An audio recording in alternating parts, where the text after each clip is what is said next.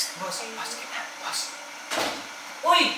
Magandang araw! Hi, I'm Pauline. Ako naman si Irish. At ang mapapanood nyo ngayon ay isang napaka-cool na video na pinamagatang Sex vs. Gender 101.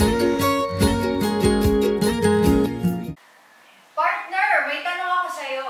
Huwag lang mat, ha? Oo naman, sige.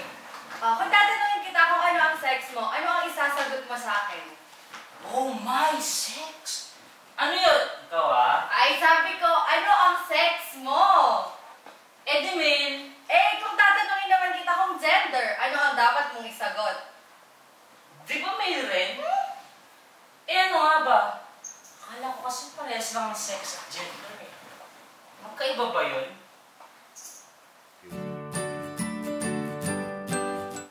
Mali. Ang sex ay ang physical na katangian ng isang babae o lalaki base sa kanyang kapanganakan. O sa Ingles ay tinatawag natin male or female.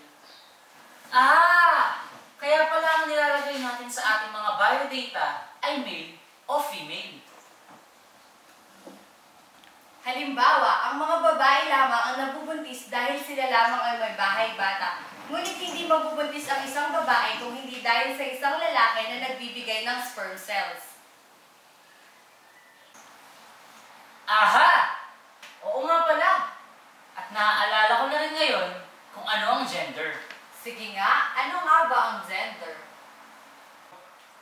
Ang gender ay ang kasarian o pagkakakilanlan ng isang tao sa kanyang sarili. Ito ay naiimpluwensyahan ng kultura. May dalawang categories ang gender. Ito ang tinatawag nating masculine para sa mga lalaki at feminine naman para sa mga babae. Kapag masculine ang isang tao, sinasabi ng society na siya ay matapang, matigas,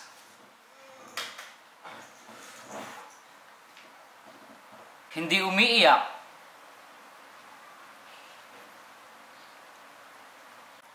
at tahimik lamang.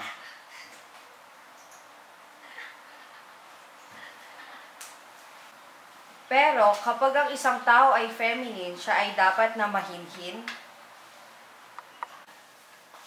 sunod-sunuran,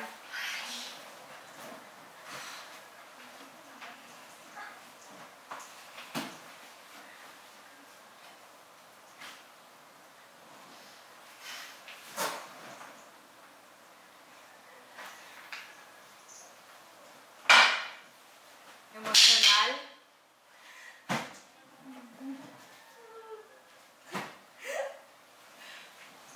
at madaldal.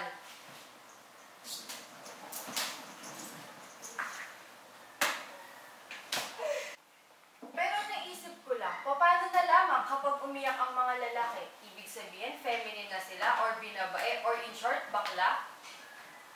Maliban sa pandinig pero mukhang yun ang tingin ng marami dito sa atin. Nasanay kasi tayo na babae lang ang emosyonal at hindi ang mga lalaki. Kaya nga di ba may kantang, Big boys don't cry. Hey, big girls don't cry kaya yun. Pero kahit na, masama pa rin yun, yung stereotyping. No-split yun ah! Pero, ano nga ba kasi yung stereotyping? Ang stereotyping ay ang pag-iisip na lahat ng tao ay dapat na isa lang ang ginagawa at inaasal.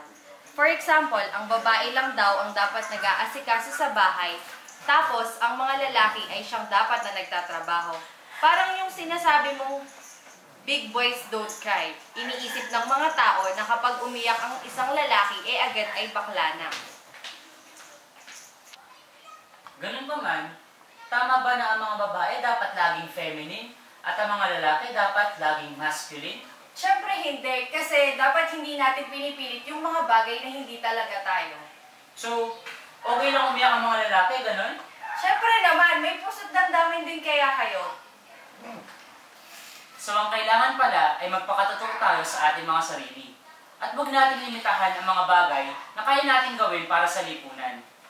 Huwag nating iisipin na makakabawas sa ating pagkalalaki o pagkababae kapag may ginawa tayong something feminine o masculine. Tama ka dyan, Irish. Kaya makakamit lang natin ng world peace at development kung tama ang pag-uunawa at pantay-pantay ang ating pakikipagkapwa. Sex versus Gender 101. Let's promote gender equality.